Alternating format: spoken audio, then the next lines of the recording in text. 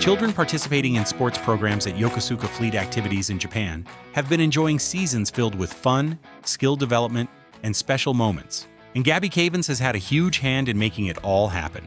Affectionately known as the Mayor of Youth Sports on the base, she does it all. And she's a real difference maker for the kids and their families.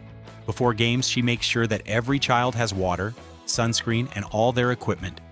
And during games, she's the program's biggest cheerleader, encouraging and supporting all the kids. She's also well known for being calm and cool in the stands and making sure that all spectators behave appropriately. Once even diffusing a tense situation between a coach, referee, and parents at a game taking place near the one she was attending. When coaches are delayed by work obligations, she jumps in and runs practices so the kids are moving and learning and aren't standing around.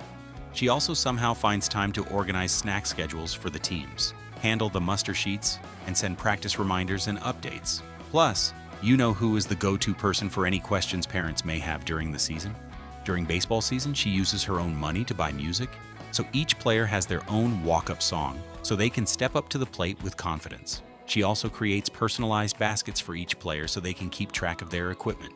Every young athlete on the base knows Miss Gaby and adores her. She has endless energy and enthusiasm. She cares deeply about every child, and she does whatever it takes to make the season a memorable one for all involved. Congratulations to Gaby Cavins, the 2025 NAYS Youth Sports Parent of the Year.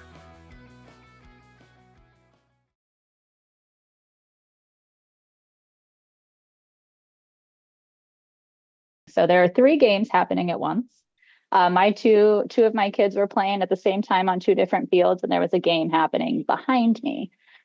Since we are a small community here, generally the families that are very involved in sports, we all know each other, we coach together, our kids go to school together, right? And so I started hearing some commotion behind me.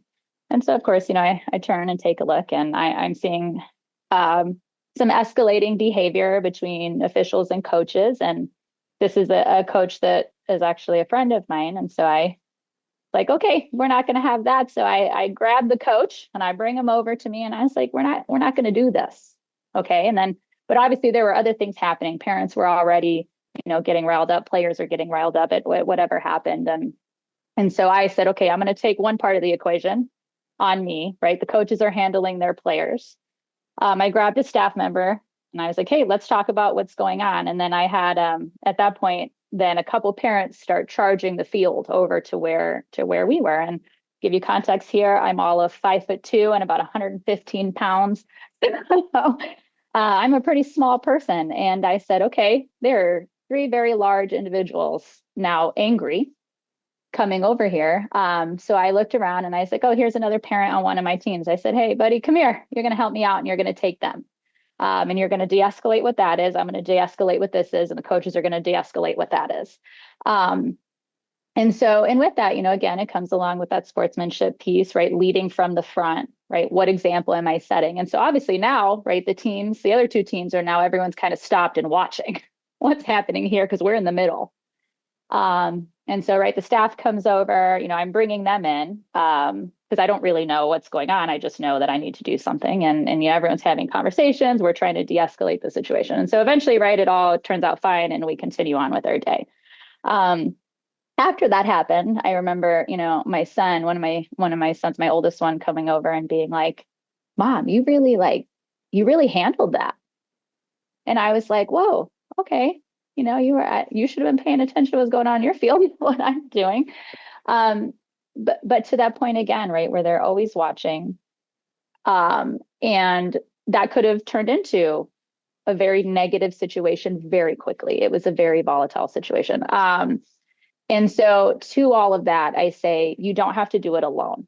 Not at any point was I alone, right? I acted initially, and I said, okay, I need you to come here, staff. I need you to come here, other parent, because you're going to handle that better than I am.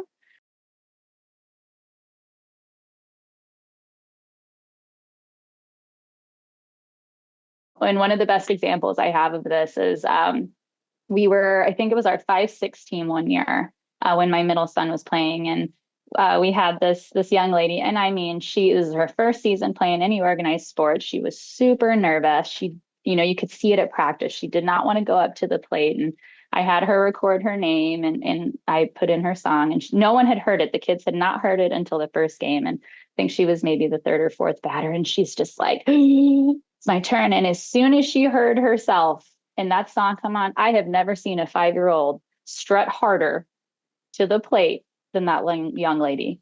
And I mean, you would have never known that she refused to go up there for the first 3 practice.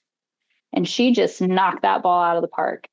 And just to watch that, and I mean, her family's almost in tears, just seeing this confidence come up. And I think, that's one of the most important things about youth sports is, yes, we're teaching them about the skills, we're teaching about these things, we're teaching them about sportsmanship, but a big piece of this is their confidence. A coach is more willing to step up if they know they have help, right? So this is a twofold thing. We're attacking this from both sides where, my job as a team parent is, I'm going to do the day-to-day logistics, right? The team parent, that's your COO. It is your COO, right? Nothing's going to run if your COO is not in the seat. There's an injury at practice. I'm going to take the kid and I'm going to get the staff and we're going to do first aid and I'm going to call the parent if they're not there, right? Because coach shouldn't be doing that. Coach is supposed to be coaching, 12 other players. And so, right, it's really highlighting, you're not just recruiting for coaches, but hey, parents, right?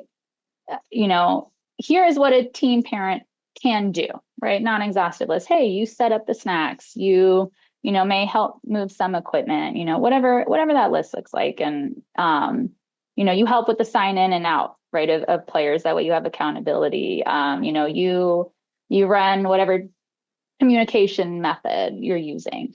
To get word out to the team. That way, coach is planning practice, coach is doing those things. I'm going to take the administrative burden off of them and kind of highlight what that is. Because, people always ask me like, so what is a team parent? And I'm like, good question. It depends, right? And you don't have to do all the things. It doesn't have to be, that's just my personality. It's who I am. It's what I like. It's what I've seen and what I know is effective and what works for us as a family, but it can be whatever you want. You can have 2, you can have a committee.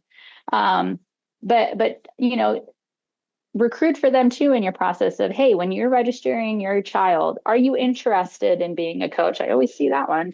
And then are you interested in being a team parent? Would you consider, right? Yes or no? And that way you can go back to your coach and be like, okay, hey, here's your roster for your team. And these are the parents that said or parent, right? That's going to be your team parent or manager. Here's a group, figure it out. That way, coach also has a list of parents that you can count on.